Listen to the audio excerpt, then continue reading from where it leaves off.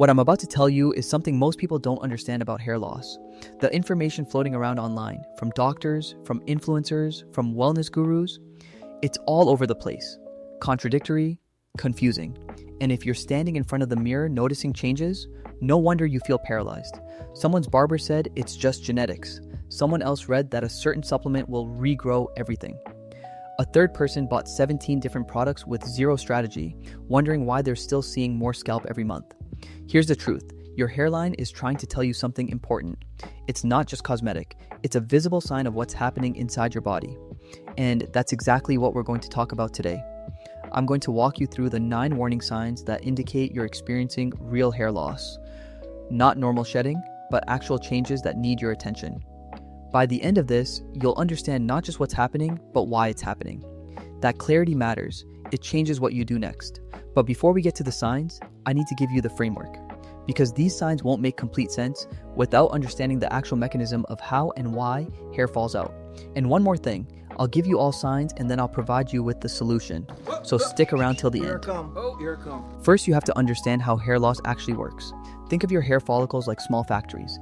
Each one needs a constant supply of raw materials to keep producing hair. Those raw materials come through your bloodstream. Oxygen, nutrients, hormones, all of it traveling through tiny blood vessels called capillaries. Here's what matters. Your scalp is literally at the end of the line when it comes to blood supply. Your heart has to push blood all the way from your chest down through your body and then up to the top of your head. When anything compromises that circulation, whether it's high blood sugar, inflammation, nutrient deficiencies, or chronically tight muscles in your neck, your scalp doesn't get priority. Your body prioritizes vital organs. The hair gets rationed. When blood flow slows down, the follicles don't get the nutrients they need. They start producing thinner, weaker hair. Eventually, they stop producing altogether. There are basically 3 mechanisms at work. First, genetic sensitivity. Some people's hair follicles are genetically sensitive to DHT, a hormone derived from testosterone. This causes miniaturization. The follicle shrinks and produces progressively thinner hair. Second, inflammation and oxidative stress. When your body is inflamed from poor diet, stress, chronic illness, or poor sleep, this creates an environment hostile to hair growth. Third, nutritional and circulatory insufficiency. Your hair needs specific nutrients and it needs good blood flow to get them. When either of those is compromised, the follicle can't maintain healthy growth. Now let's go through the signs. These aren't about normal shedding. These are about actual changes in your hairline that indicate something is shifting. Sign 1, the M pattern, recession at the temples. The most recognizable sign is recession forming an M shape, where the hair at your temples pulls back faster than the hair at the front center. Most people brush this off. My forehead's just getting bigger, they say, but here's what's actually happening. Those temples are often the first place to show follicle sensitivity to DHT and the first place where circulation vulnerability shows up. The hairline there is thinner to begin with and it's more exposed. If you're seeing that backward movement in a distinct pattern, your follicles are telling you they're struggling. This isn't always guaranteed to progress, but it is a signal worth paying attention to. Sign 2, miniaturization, visibly thinner hairs. Look closely at the hair at your hairline. Does it look different from the hair on the back of your head? Is it noticeably thinner, shorter, more fragile? This is miniaturization. The follicle is still producing hair, but the hair it's producing is weaker. It's like an electrical circuit where the wire gauge is shrinking. The follicle is nutrient starved or hormonally overwhelmed, and it can't produce a full-strength hair anymore. This often indicates your follicles aren't getting adequate B vitamins, zinc, iron, or proper blood flow. If you notice your hairline hair looks like baby hair compared to what you had 5 years ago, that's a sign. Sign 3, loss of density, more visible scalp. Stand under bright light and look at your scalp. Are you seeing more skin than you used to? This is different from a recession. This is a general thinning across an area.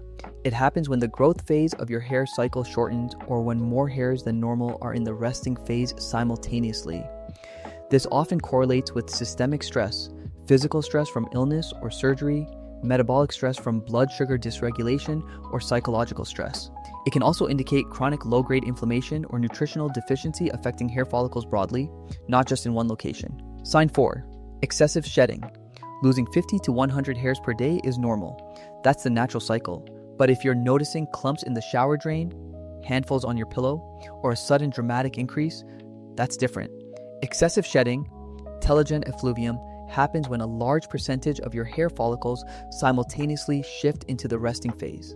This is usually triggered by significant physical stress, major surgery, severe illness, significant weight loss, extreme dieting, or very high blood sugar spikes.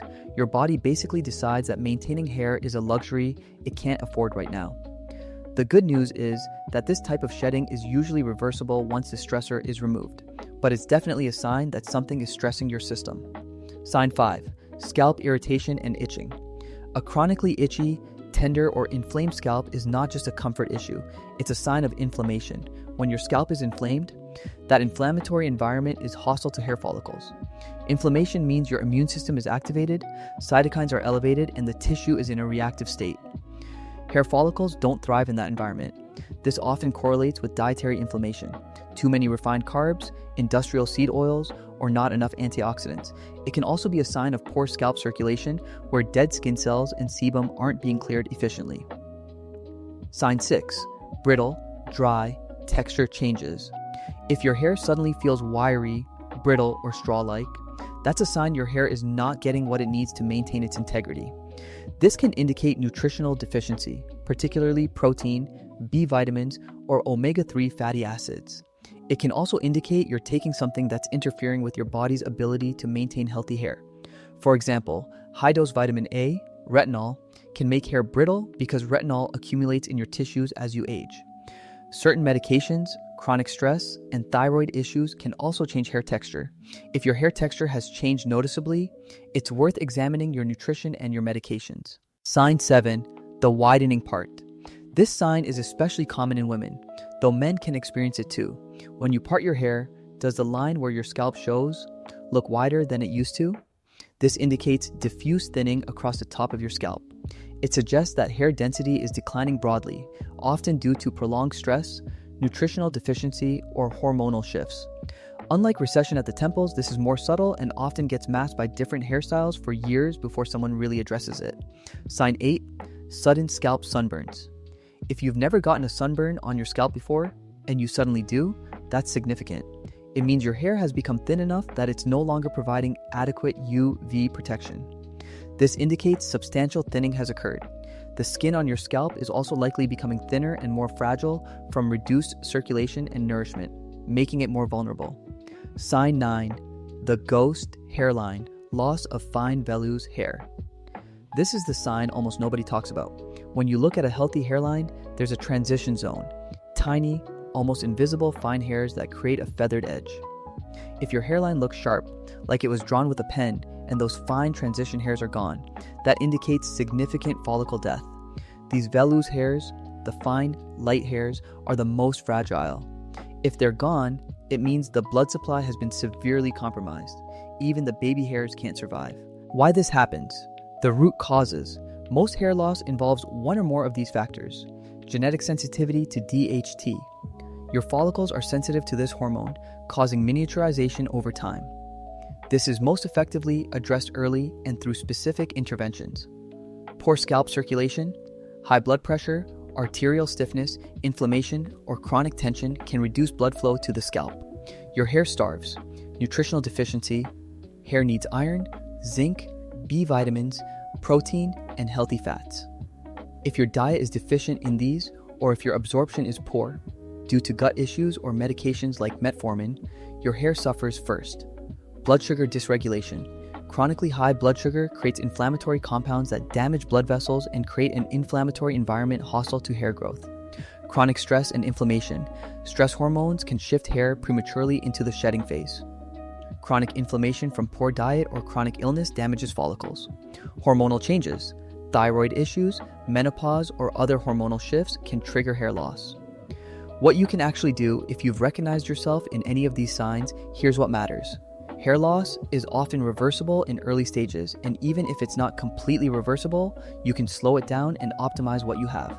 First, get clarity on what's actually happening. If you're losing hair, see a dermatologist. A simple test can often determine if this is genetic, androgenetic alopecia, stress-induced, telogen effluvium, nutritional, or something else. The cause changes the solution. Second, address the obvious nutritional gaps. Hair needs protein, iron, zinc, B vitamins, especially B6, B12, and folate, and healthy fats. Most people with hair loss are deficient in one or more of these. Get basic labs done.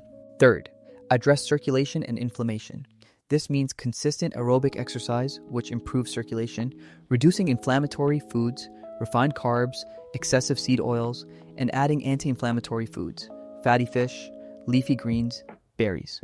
It also means managing blood sugar. This is one of the biggest modifiable factors for hair health. If you want a proper routine for this, it's in my full hair care guide. Make sure to check it out. Fourth, reduce the load on your system. Chronic stress, poor sleep, and excessive caffeine all work against you. Your hair is a non-essential system from your body's perspective. If you're in stress mode, your body will sacrifice hair to preserve energy for survival. Fifth, consider targeted interventions early for androgenetic alopecia specifically. Options like minoxidil, topical, or finasteride, oral, have evidence for slowing progression and sometimes regrowing hair. They work better the earlier you start. These require medical consultation. Your hairline is a messenger.